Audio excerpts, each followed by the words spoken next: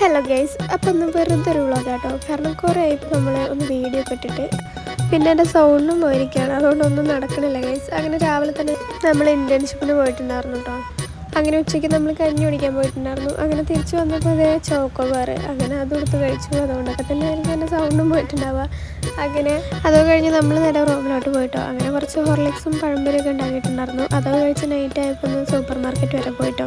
അങ്ങനെ പോരുന്ന വഴിക്ക് ചിക്കൻ കടയിൽ ഒന്ന് കയറിയിട്ടുണ്ടായിരുന്നു. കുറച്ച് ചിക്കനും വാങ്ങി. എന്തായാലും വരുന്ന വഴി ഇതേ ഒരു മാങ്ങ കിടക്കണോ ഒന്നും നോക്കിയില്ല, മാങ്ങ എടുത്തിട്ടുണ്ടായിരുന്നു കേട്ടോ. ആദ്യം തന്നെ നമ്മൾ ആ മാങ്ങ ഒന്ന് കട്ട് ചെയ്തു കേട്ടോ. സെറ്റ് മാങ്ങയായിരുന്നു ഗൈസ്. അതൊക്കെ കഴിഞ്ഞ് നമ്മൾ ചിക്കൻ കറി ഉണ്ടാക്കാൻ തുടങ്ങി കേട്ടോ. എന്താണ് നമ്മൾ ഉണ്ടാക്കുന്നത്?